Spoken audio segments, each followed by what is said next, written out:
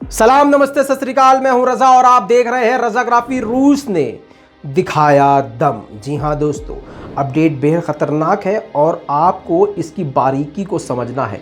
क्योंकि मैं आपका ज़्यादा वक्त नहीं लेता, इसलिए डिटेल में आपको बता भी नहीं सकता, लेकिन मैं आपको मेन बात बताने वाला हूं कम वक्त में। इसलिए आपसे गुजारिश है कि ध्यान से सुनिएगा और इस रिपोर्ट को शेयर करना मत भूलिएगा। आपको पता है, यूक्रेन और रशिया बिल्कुल जंग के मुहाने पर खड़े हुए हैं।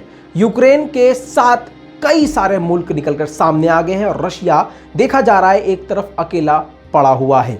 लेकिन इसके बावजूद रशिया ने दूसरे देशों पर, चाहे यूरोपीय देश हो, अमेरिका हो, यूक्रेन हो, बाकी और भी जर्मनी, फ्रांस, ग्रीस, ऐसे जो देश हो, उन पर भी पूरी कड़ाई दिखाई है। दोस्तों, ब्लैक सी में किसी की भी एंट्रेंस नहीं है। आपको लास्ट अपडेट मैंने दिया था पिछले हफ्ते कि अमेरिका अपने 2 युद्धपोत, खतरनाक युद्धपोत ब्लैक सी में भेजने वाला है। अब ये चीज़ होने वाली थी और अमेरिका ये काम करने वाला था और ब्लैक सी पर पूरा का पूरा कंट्रोल तुर्की का है। और तुर्की ने पहले ही यूक्रेन जब गिड़गड़ाया तुर्की में जाके, तो कहा था भैया ऐसा है, लड़ो झगड़ो नहीं, तुम जाके यूक्रेन से कहा था कि तुम जाके रशिया से बातचीत से मतलब मामला निपटा लो, लड़ो भिड़ो नहीं। कुल मिला के अभी ये चीज़ समझना काफ़ी मुश्किल है कि तुर्की के दिमाग में क्या चल रहा है और उर्दुगान का मास्टर प्लान क्या है। क्योंकि उर्दुगान जो है बेवकूफ़ नहीं है। उर्दुगान बड़ी समझदारी से और चालाकी से इस पचड़े से निकल रहे थे। लेकिन अभी जो ये बात सामने निकल के आई है, जो मैं आपको बताने वाला हूँ, उससे कहीं ना कहीं ये लग रहा है कि तुर्की जो है रूस की तरफ है। सुनिए, ब्लैक सी किसके अंडर आता है? तुर्की के अंडर आता है। ठीक, ये बात बिल्कुल क्लियर है। तुर्की ने पहले ही कहा था कि ब्लैक सी में हम पूरी शांति रखेंगे, लेकिन रूस ने अपना दम दिखाया। जब लगातार धमकियां यूरोपीय देशों की तरफ से, ईयू की तरफ से, अमेरिका की तरफ से रूस को दी गई, तो रूस ने उसी ब्लैक सी में युद्ध अभ्यास किया, खतरनाक युद्ध अभ्यास किया।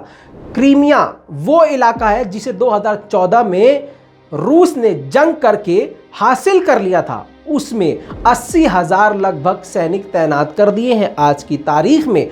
और ईयू ने यह अपडेट दिया है कि जो सेना हम 50,000 सोच रहे थे, वो 50,000 सेना नहीं, यूक्रेन के बॉर्डर पर 1.5 लाख से ज्यादा सेना रूस ने तैनात करी हुई है। स्थिति बहुत खतरनाक है और धमकियों के बाद दबने के बजाय रूस ने ताकत दिखाई है। और इस ताकत को यूरोपियन मीडिया, अमेरिकी मीडिया इस तरह से छाप रहा है कि रूस ने दिखाई दादागिरी। तो ठीक है, अब तक तुम दिखाते थे दादागिरी, अब तुम्हारा बाप आ गया है, अब उसकी भी दादागिरी देखो।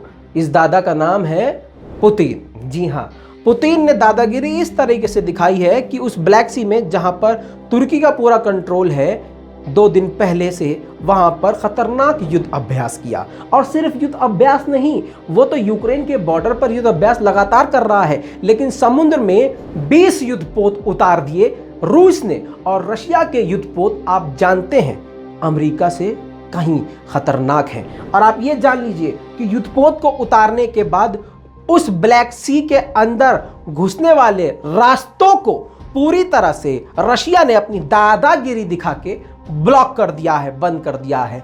अब चाहे अमेरिका हो, यूक्रेन हो, जर्मनी हो, फ्रांस हो, कोई भी हो, ब्लैक सी के अंदर घुस ही नहीं सकता। इस कांड के बाद, यानी रूस की दादागिरी के बाद, अमेरिका के पसीने छूट गए हैं, यूक्रेन का पैजामा गीला हो गया है, जर्मनी टेंशन में आ गया है कि अब हम करें तो क्या करें। उधर पुतिन लगातार सेना को बढ़ाते जा रहे हैं और हथियारों को तैनात किए जा रहे हैं। रिपोर्ट के अनुसार पुतिन एक साथ कई देशों से जंग लड़ने को और जीतने को तैयार है और उनका पूरा प्लान तैयार हो चुका है। 20 अप्रैल यानी मंगल के दिन खतरनाक युद्ध अभ्यास ब्लैक सी में किया। समझने वाली बात यह है कि यह ब्लैक सी पूरा का पूरा तुर्की के अंडर आता है। तो सवाल यह पैदा होता है कि क्या उर्दुगान ने पुतिन से बात करी या उर्दुगान और पुतिन के बीच में कुछ बात हुई है? तभी पूरा कंट्रोल इस तरह से पुतिन के हाथ में आ गया कि ब्लैक सी में, जहां पर एक परिंदा भी पर नहीं मारता, रशिया के 20 युद्धपोत उस ब्लैक सी में उतर गए।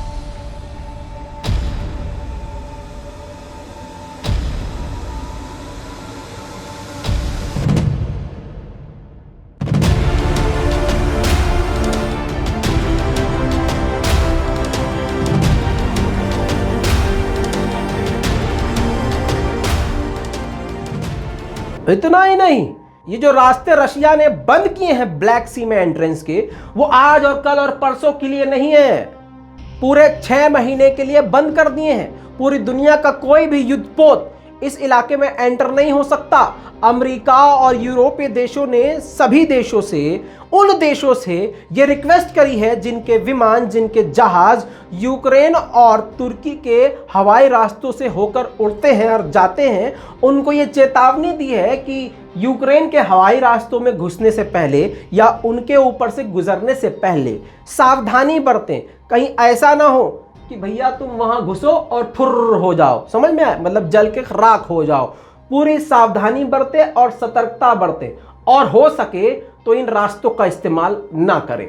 यूएस डिपार्टमेंट के प्रवक्ता नेड प्राइस ने यह कहा है कि रशिया ने ये जो कदम उठाया है, इससे यूक्रेन को डराने का एक तरीका अपनाया है, मतलब डराने की एक कोशिश करी है, और इससे हालात और भी ज्यादा गंभीर हो सकते हैं। सवाल यह है, इन कुत्तों को मैं एक बात कहना चाहता हूं, अमरीकियों को, जब हरामखोरों, जलीलों, कमीनों, कंट्रोल कंट्रोल, ये बताओ, जब तुम किसी मुल्क पर पाबंदी लगाते हो तो वो मतलब तनावपूर्ण नहीं होता है, किसी को दबाने की कोशिश नहीं होती है। जूता उठा के बीच में खड़ा करके जब तक ससुर के नाती मर नहीं जाओगे तब तक जूता बजाया जाएगा तुम पर।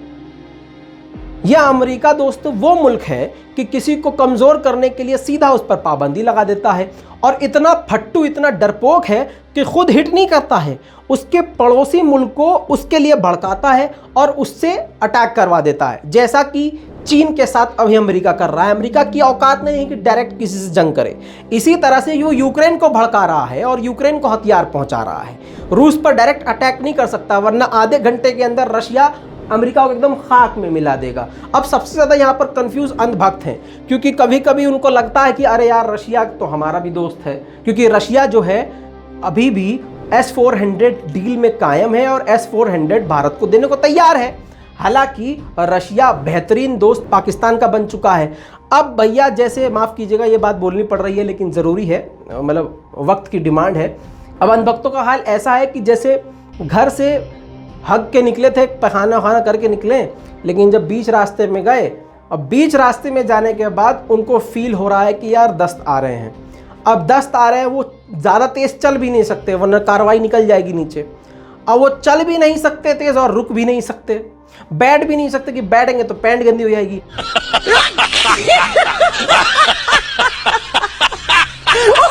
तो यही हालात जो है इनके अभी हो रहे हैं कि यार क्या करें, मतलब रूस को गरियाएं, नहीं उसको तो नहीं गरिया सकते, S-400 दे रहा है, मतलब हम तो नमक हराम कहलाएंगे, क्या करें फिर, मतलब क्या समझ में नहीं आ रहा। अमेरिका मतलब ऐसे कन्फ्यूज़न में सिर्फ और सिर्फ इस वक्त अंधभक्त देके जा रहे हैं। ये इसलिए है कन्फ्यूज़न में क्योंकि ये कभी भी किसी को भी अपना बाप बना लेते हैं।